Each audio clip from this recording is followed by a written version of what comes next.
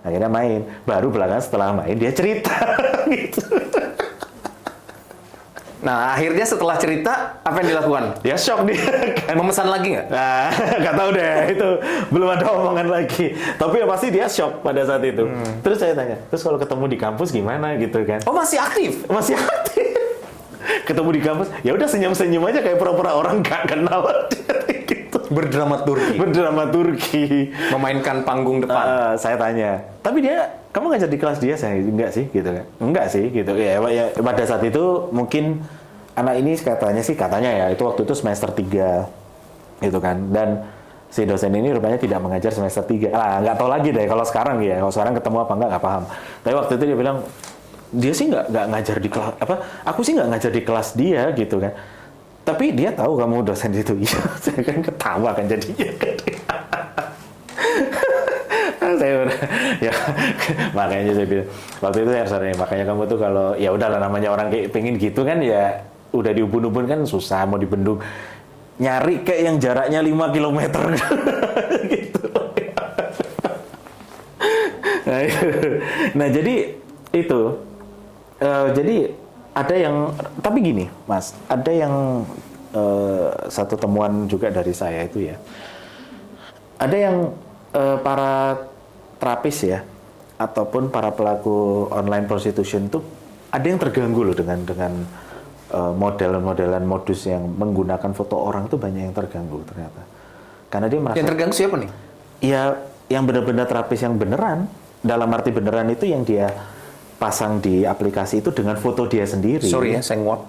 Ya, foto dia sendiri itu banyak yang dirugikan dengan ulah-ulah terapis atau ulah-ulah pelaku prostitusi yang menggunakan foto orang lain. Akhirnya apa? Jadi antras tuh. Orang jadi tidak percaya kan. Gitu loh. Nah, sehingga kebanyakan yang mereka ini yang gue merasa dirugikan. Akhirnya anggap aja gini. Mereka ini Mas, itu bisa berkumpul dalam satu hotel. Hotel-hotel murah gitu yang per bulan per hari cuma 100.000 200 gitu ya. Mereka itu satu hotel. Gitu loh. Ada di dalam mereka tuh dalam satu hotel yang biasanya lokasi hotelnya itu yang agak masuk-masuk gitu ya. Itu satu hotel dan mereka itu ada istilah open BO kan. Jadi buka open booking out itu mereka di situ semuanya itu. Dan banyak yang dirugikan karena banyak yang menggunakan foto-foto orang lain. Ya pasti orang yang fotonya digunakan ya dia pasti dirugikan toh namanya kan pasti udah dilecehkan dan itu udah bagian dari pencemaran nama baik juga kan. Yang kedua, yang berpraktek prostitusi di situ, ya kan, dengan menggunakan foto asli pun juga merasa dirugikan. Kenapa? Karena anggapan orang, akhirnya kan orang jadi nggak percaya kan dengan foto-foto cantik-cantik kan jadi nggak percaya semua kan. Akhirnya berkuranglah intensitas para pengguna jasa ini. Di satu sisi bagus juga sih kalau berkurangnya pengguna jasa kan berarti programnya kan ya kan programnya kan berarti mengurangi jumlah orang berpenyakit seksual misalkan kayak gitu. Tapi di satu sisi si orang-orang yang para perempuan yang membuka jasa itu yang menggunakan foto asli itu mereka juga merasa dirugikan. Ya akhirnya kan masalah pangan lagi kan, masalah kebutuhan ekonomi, masalah kebutuhan pangan yang mereka juga jadi tersendat. Nah, disitulah biasanya mereka pakai supaya mempertegas ya bahwa itu gue loh. Foto yang ada di foto itu gue. Itu caranya mereka di chatting itu biasanya suka pakai istilah real gitu ya. Aku bener-bener real. Kalau beda atau nggak real bebas cancel, free cancel. Mereka biasa pakai istilah kayak gitu. Free cancel atau bebas cancel gitu kan. Ada juga yang sampai nawarin main gratis kalau sampai beda foto kan gitu. Berarti artinya apa? Dia nge-challenge kan. Ibaratnya seperti dia men-challenge. Itu bagian dari marketing gimmick. Yes, marketing S3 lah gitu. Gitu ya. Dia menggunakan kata real, gue berani nantangin kalau gue beda, lo bisa cancel gue di depan pintu. Jadi misalkan dia main di ini kamarnya gitu, terus begitu orang yang ngebuka, lo kok beda sama yang di sini gitu kan? Kalau beda, lo bebas cancel gue di situ. Tapi kalau itu gue, ya lo harus main dong. Nah kan gitu kan? Nah akhirnya jadi seperti itu. Benar-benar dia pakai istilah labelnya itu adalah real free kayak apa? Kalau beda free cancel atau kalau beda bebas main sepuasnya. Oh, gratis. Kayak gitu. Ada yang kayak gitu. Kumbang pasti tertarik sekali dengan gimmick itu. Oh iya. Kata kunci gratis itu Kata kunci gratis memikat itu. hati. Betul. Kalau dirimu terpikat nggak? Apanya? Tapi waktu saya mencari itu, saya tuh bisa menemukan seperti itu tuh. Itu pun saya harus apa ya? Kalau kita riset itu kan ada observasi secara langsung ya. Oke. Di etnografi itu kan ada itu kan observasi yang benar-benar kita track itu kan per hari itu kan. Itu saya track per hari itu waktu riset di online tuh. Ada sekitar makan waktu khusus 4 bulan itu nge-tracking aplikasi itu setiap hari gitu kan. Oh, akhirnya ngerti karakteristiknya gitu.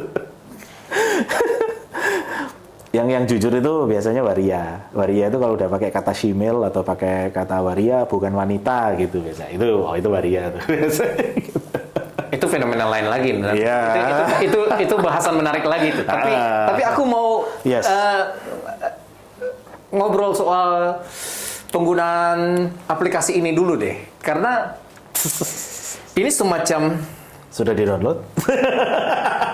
akan. Nggak, kebetulan handphone saya agak jadul gitu ya, jadi Okay. agak selektif untuk mendownload aplikasi gitu. Kalau intensitas penggunaannya tidak tinggi, untuk apa saya download gitu? Mungkin setelah dengar cerita ini akan menjadi intens. Itu lain cerita lagi kan? Gitu ya.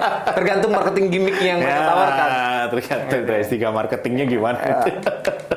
Tapi poinnya, Yes. ini semacam sebuah terobosan yang tidak bisa dihindari adanya, ya katakanlah revolusi teknologi ya, sehingga hampir semua sektor industri termasuk industri hiburan dalam kurung prostitusi itu terdampak dengan perkembangan teknologi ini, di mana tidak hanya proses interaksinya sampai kepada transaksinya. Nah, yang menarik, kalau transaksi ini lebih kepada konteks konsumen dan produsen, dalam arti si konsumen ini si pemberi jasa layan seksualitas, katakanlah begitu, atau pijat plus gitu. Lalu bukankah itu menghilangkan mata rantai tertentu yang dinamakan dengan mucikari? Atau malah jangan-jangan ini menarik, mucikari justru punya terobosan yang lain lagi dengan adanya aplikasi tertentu yang digunakan untuk misalnya men-track, seperti dirimu bilang track orang-orang, dia men-track anak-anak buahnya gitu. Sehingga itu menjadi sebuah terobosan membuat tanda kutip kerajaan layanan terapi atau pijat ini di seluruh wilayah dan seluruh titik di Indonesia, bahkan luar negeri, menggunakan kata kunci teknologi digital. Menurut Ngana? Kita pertama mengacu pada ramalannya Marshall McLuhan ya. Yang artinya? Yang dimana di dalam ramalan McLuhan itu ketika tahun 86 kan dia mengatakan pasca ARPANET itu dia membuat internet itu, ya kan? ARPANET itu kan dulu kan dia membuat internet yang hanya diperuntukkan untuk akses komunikasi dan informasi antara pemerintah dengan NASA, luar angkasa kan.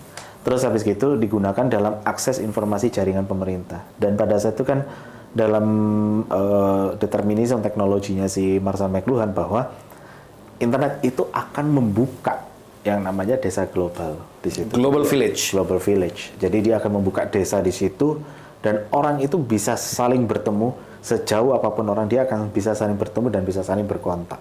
Nah, untuk memberikan konteks, maksudnya desa global atau global village, artinya yang dulu untuk membuat sebuah interaksi dari jarak yang jauh antar manusia hampir relatif tidak dimungkinkan.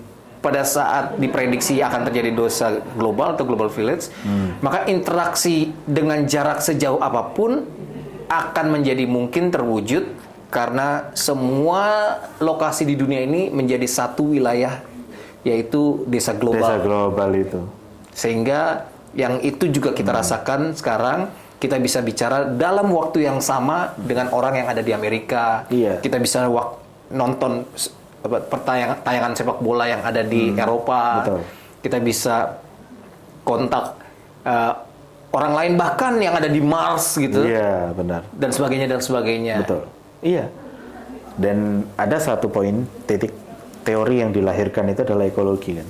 Ekologi media itu apa? Orang itu akan ketika global itu dibentuk, maka akan terjadi perubahan di dalam information transaction di situ. Ya kan? Nah, perubahan jadi ini semacam apa ya? Dia kayak semacam memperluas jangkauannya Shannon Weaver gitu kan. Dia memperluas itu akan ada terjadi perubahan pola masyarakat dalam ekologi teknologi digital itu. Ini konteks lagi, Shannon Weaver itu ahli komunikasi yang lain lagi, yang terkenal dengan model ilmu komunikasinya. Model komunikasi information dia. Iya. Model transaksi informasi. Iya.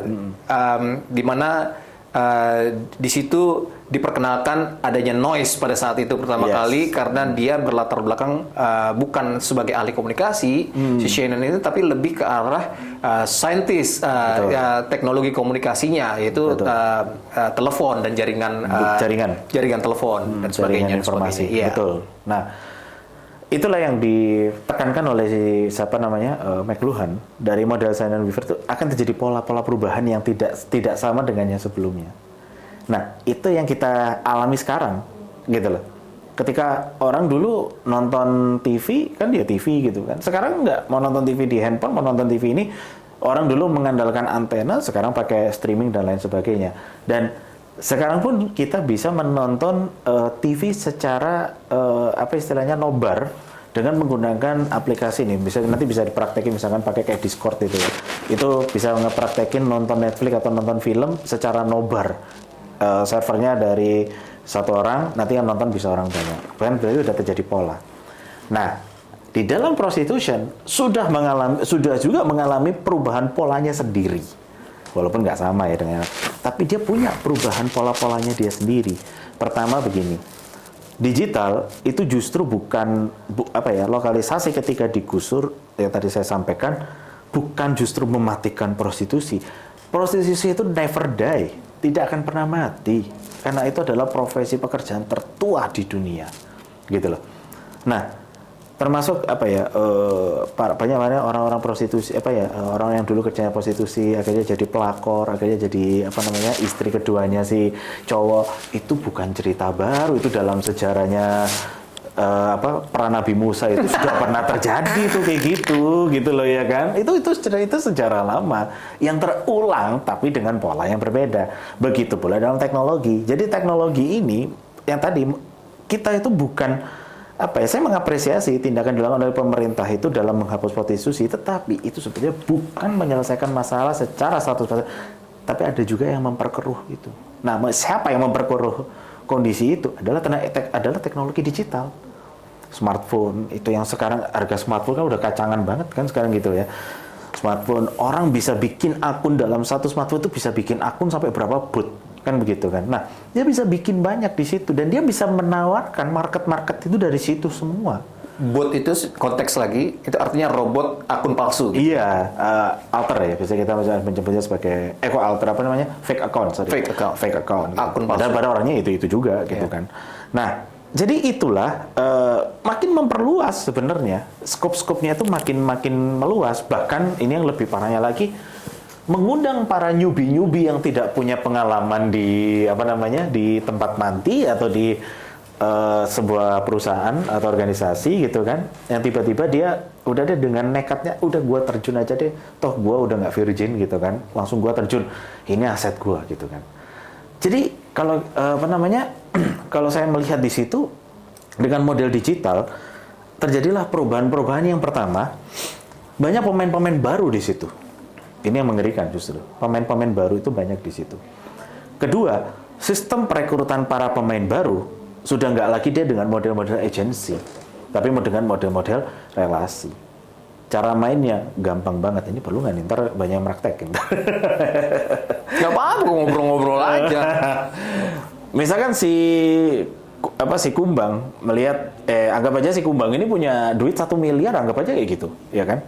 Dia punya duit 1 miliar atau nggak usah 1 miliar, dia punya duit 500 juta aja. Dia punya duit 500 juta. Dia sudah bikin yang namanya virtual tempat pijat. Yang kebaca kayak virtual office gitu kan. Nah, ini virtual tempat pijat gitu. Sebuah virtual tempat pijat itu, dia yang penting dia punya duit dulu yang banyak.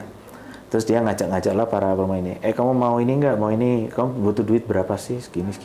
Kasihlah kayak istilahnya apa? Rentenir ya. Kasih. Ya kan? Tapi dia nggak ngembaliin dengan cara tidak dengan cara ngembalikin duit. Karena kalau ngembalikin duit susah. Dikasih pinjaman 20 juta, gimana gua ngembalikinnya? Gitu kan? Ya memang ini bukan pinjol gitu ya. Tapi artinya ini orang yang menawarkan pinjaman itu kan. Kamu bisa balikin, kalau kamu bisa balikin, kamu cukup kerja sama aku aja untuk penggantinya balikin itu tadi. Gitu. Dia kerja di situ ya kan. Oke, rekrutan. Udah, kamu tempatnya di mana? Kamu nggak usah sesuatu. Yang penting kamu aku kasih klien, kamu harus datang. Aku kasih klien, kamu harus datang. Kamu nggak usah repot-repot ninggalin keluarga. Kamu bisa kok di sekitaran kamu gitu kan. Tapi ntar kalau nggak prospek di wilayahnya dia, ya udah deh, pada susah-susah kamu ke ibu kota aja deh. Nah, misalkan kayak gitu ya. Udah, kamu ke ibu kota aja lah. Nah gitu. Kalau ibu kota banyak pelanggannya, ntar kamu juga dapat duit banyak. Kamu bisa ngirim buat keluarga. Berangkat dia. Ya kan, dipinjemin duit lagi, ya, utangnya tambah banyak kan. Udah, dari situ si Mami Digital ini mengkoordinir, nyari tamu, oke gitu. Dan canggihnya lagi sudah pakai chatbot juga, ya kan. Chatbot itu kan yang membalas chatting otomatis gitu kan, udah pakai AI kan. Pakai chatbot kan, ini begitu. Contoh nih, misalkan ya, ini sudah ada beneran. Admin mau order pijet dong gitu kan. Dia langsung keluar, nama yang diminta itu adalah nama, alamat. Nama, habis gitu alamat, terus paket pijet apa yang diambil. Dia udah ngasih infonya, paket 1, paket 2, paket 3. Itu langsung chatbot itu otomatis. Ya kan, kita tinggal menulis itu aja kan. Oke, langsung direspon sama adminnya. Si adminnya ini si ownernya gitu loh biasanya, atau manajernya anggap aja kita, atau maminya. Langsung dibawa, misalkan si Tulip, kamu kan udah nggak kerja di lokalisasi lagi nih gitu kan ya. Kamu kan tempat lokalisasimu udah ditutup tuh sama wali kota kan gitu kan. Udah, kamu kerja sama aku aja. Nih ada pelanggan nih, kamu ke sana ya sekarang gitu. Berangkat dia. Padahal lokasinya Tulip di mana, lokasinya maminya di mana. Maminya bisa aja dia lokasinya di Surabaya gitu kan. Ternyata si Tulipnya di Jakarta, bisa banget, mudah. Nah, tadi kata Mas Bir, bisa di-track dengan metode atau model GPS. Nah, itu yang sebetulnya kan dulu kan alat itu dulu dipakai kan untuk apa ya? Sebetulnya ini alat yang dulunya itu dipakai untuk memantau orang tua kepada anak itu sebetulnya, chattingan kayak gitu itu. Ya kan? Chattingan kayak gitu itu kan dipakai alat track GPS itu dipakai untuk memantau anaknya. Nah, ini enggak, alat ini karena udah canggih, penggunanya banyak, dikembangkan, malah disalahgunakan untuk nge-track si para terapis ini, atau misalnya ada prostitusi ya prostitusinya, tapi kalau enggak ya ini para terapis ini. Jadi terapis-terapis itu diberikan, mereka harus install aplikasi ini, nanti saya berikan linknya, kamu buka link itu langsung terkoneksi ke si ownernya ini atau ke si mucikari. Dia bisa langsung menyebar kemanapun, dia bisa ngecek. Jadi tugasnya si maminya ini, dia cuma mantengin handphone aja setiap hari. Oh, kamu di sini, kamu. Terus nanti, kamu kok masih di sini? Kamu di mana? Aku udah di sini kok. Kenapa? Kamu GPS-nya kamu matiin, nyalain sekarang gitu kan. Dia tahu GPS mati apa enggak. Begitu dinyalain lokasinya, oh ya, kamu udah deket kok. Kan gitu. Atau enggak, kamu enggak jalan-jalan ya. Gitu. Bisa di-track per orang menggunakan alat GPS. Dan jujur aja saya pernah menggunakan alat itu pada waktu saya waktu itu penelitian di Kalimantan. Moderatornya kan sampai 40 orang tuh, ya kan? Para surveyor di lapangan tuh sampai 40 orang. Itu saya minta lagi, sorry. Iya, tolong linknya dikirim tolong kamu add link dari saya. Habis itu saya bisa ngecekin satu-satu tuh, ya kan? Kamu kemana aja saya tahu, gitu. Sama, terapi juga gitu. Nah, begitu dia nggak berangkat, nggak apa. Kalau dia udah selesai, itu biasanya dia akan menjauh dari rumahnya. Kamu udah selesai ya?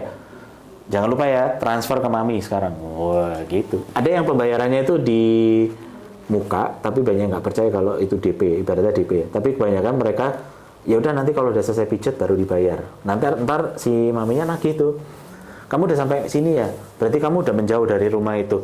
Ayo bayar mami sekarang, gitu. Atau enggak di durasi. Misalkan durasinya berapa? 2 jam. Oke, kamu sudah lewat 2 jam, jangan lupa transfer mami ya, mami tunggu sekarang. Gitu. Jadi itu bisa memantau 24 jam. Pertanyaannya, virtual pijat ini, ya kan? Virtual pijat ini ada izinnya nggak? Ada yang berizin, tapi ternyata banyak juga yang tidak berizin. Yang berizin siapa? Hah? Ya berizin. Ya gini, ya izin tempat pijat. Jadi biasanya tempat tinggalnya itu mungkin agak luas ya. Dia ada agak luas, mungkin mirip-mirip kayak apa itu namanya? Ya tempat luas gitu. Jadi dia dibikin sekat-sekat kamar gitu ya.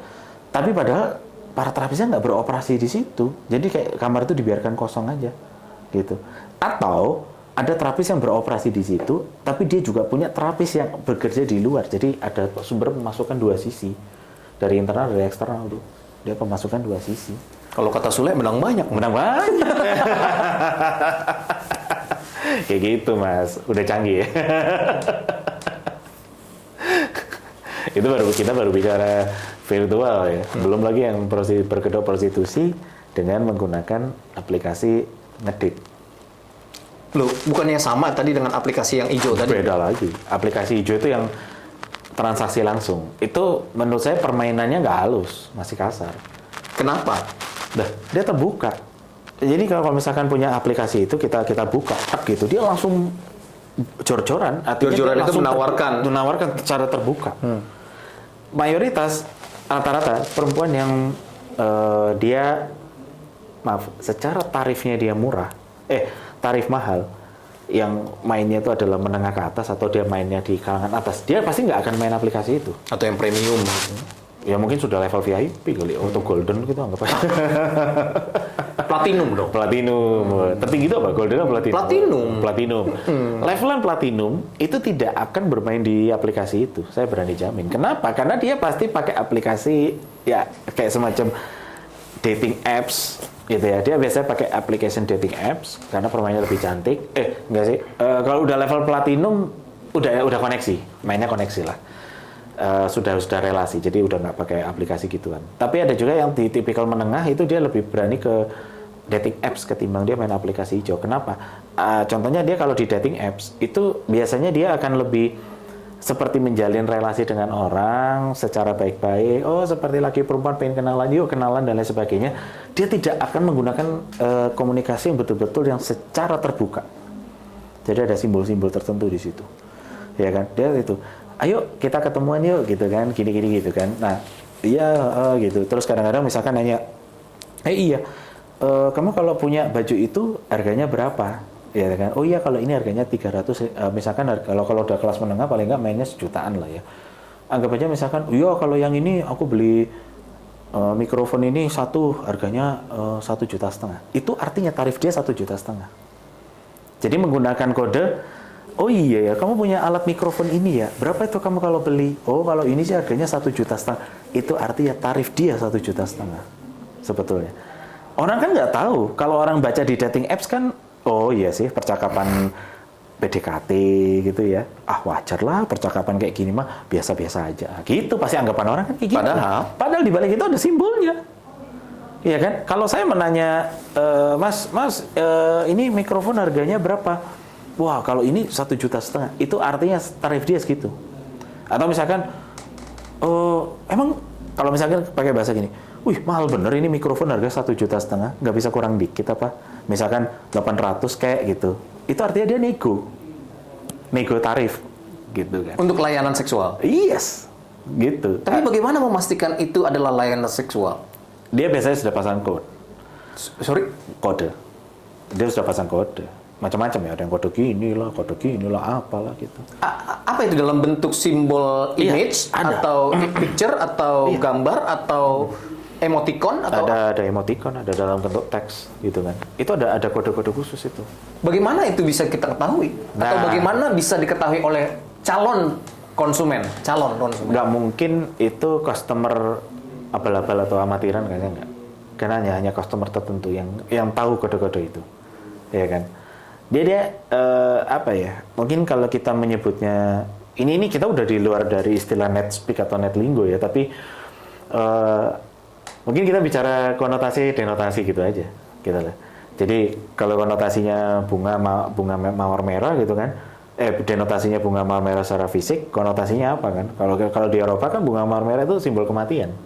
Kalau di Indonesia itu bisa jadi cinta kan. Cinta. Nah, dia menggunakan kode-kode khusus, ya mungkin bukan bunga mawar merah, dia pakai apa gitu kodenya kan. Itu jujur saya belum pernah melakukan riset yang di level itu, karena agak beda dikit gitu. Iya, karena itu ada kontekstualisasi semiotika dalam arti kesepakatan tanda dan makna akan sebuah simbol tertentu. Betul.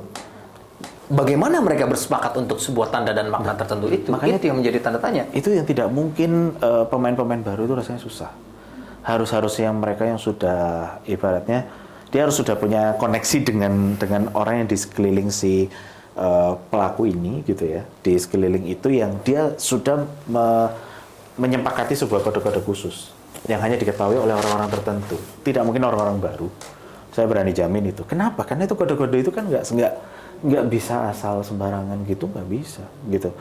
Dia pasti ada kode, misalkan anggap aja kodenya misalkan tangannya gini gitu kan. Oh, itu berarti oke. Gimana? Misalkan saya nggak tahu, misalkan tangannya gini Oh, gitu kan. yang dirimu ketahui kodenya seperti apa? Nggak tahu saya.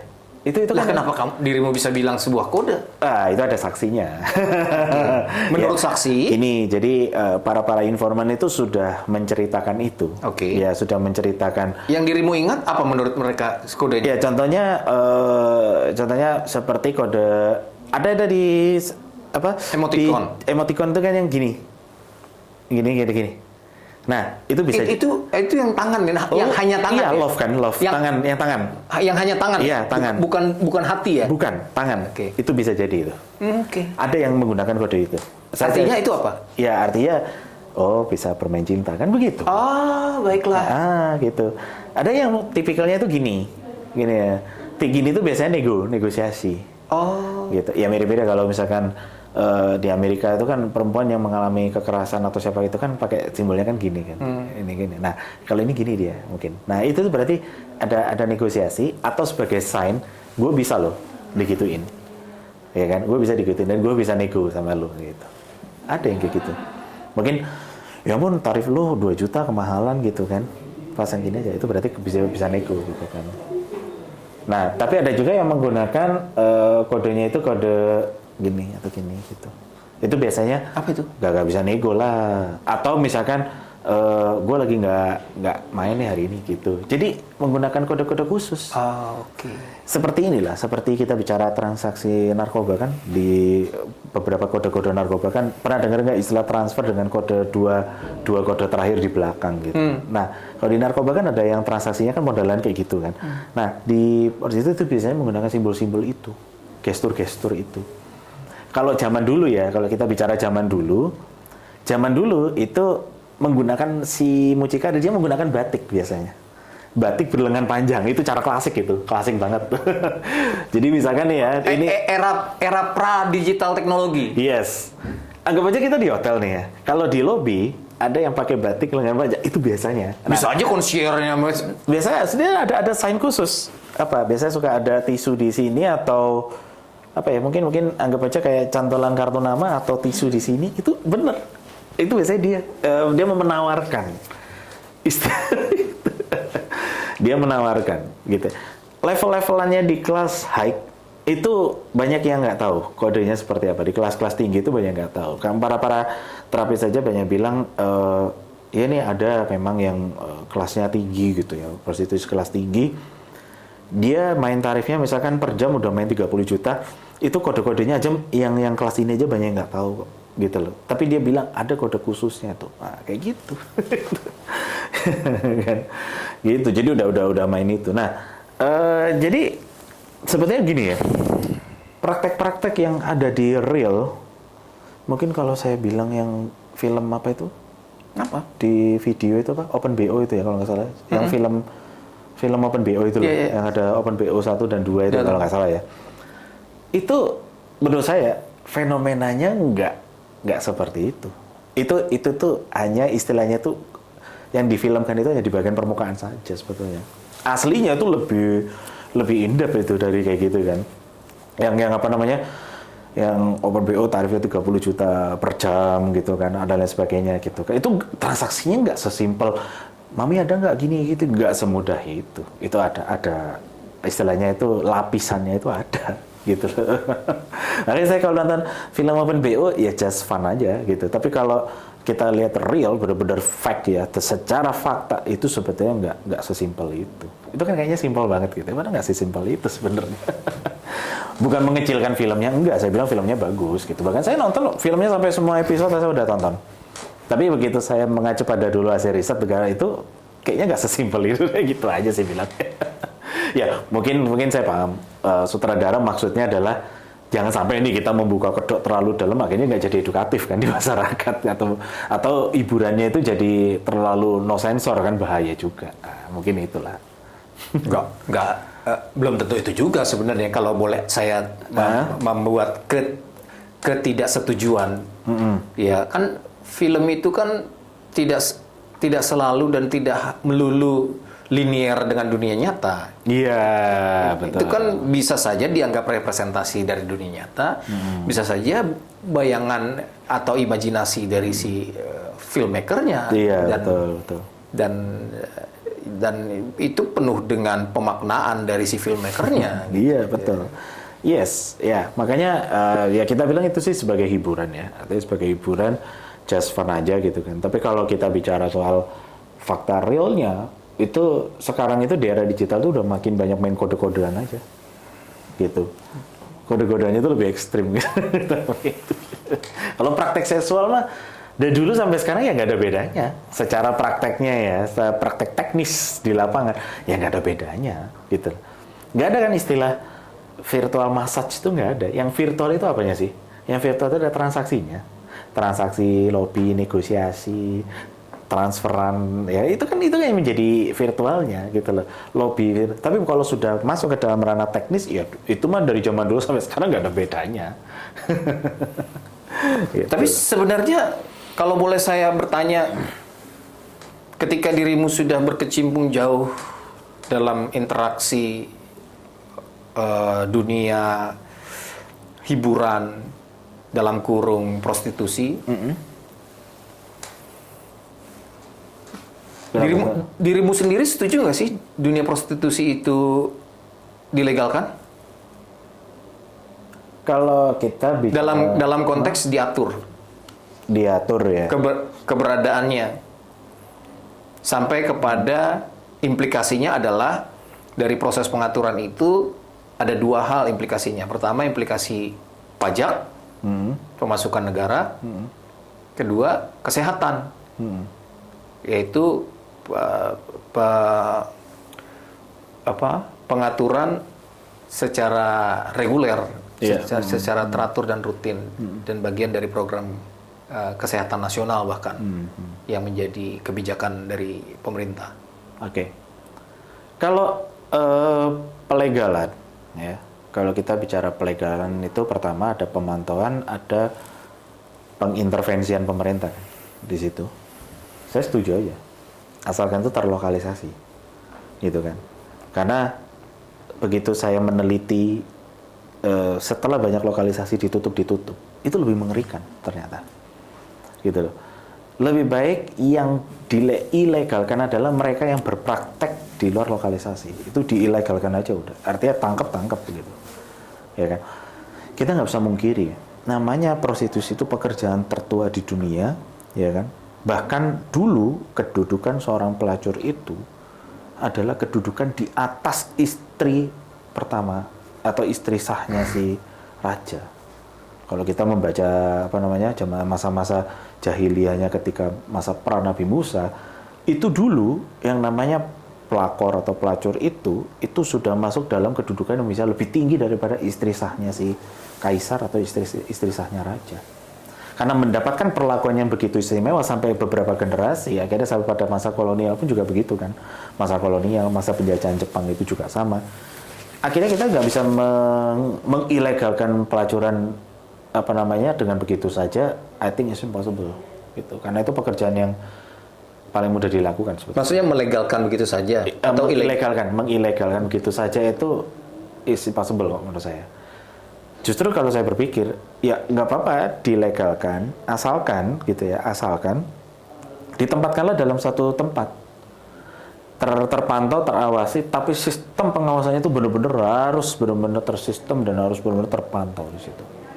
Dan harus ada penghapusan para mafia-mafia, itu harus dihapuskan juga menurut saya, kayak gitu. Karena itu kan yang sebetulnya merusak juga, penghapusan mafia-mafia atau penghapusan para pungli-pungli segala itu harus dihapuskan.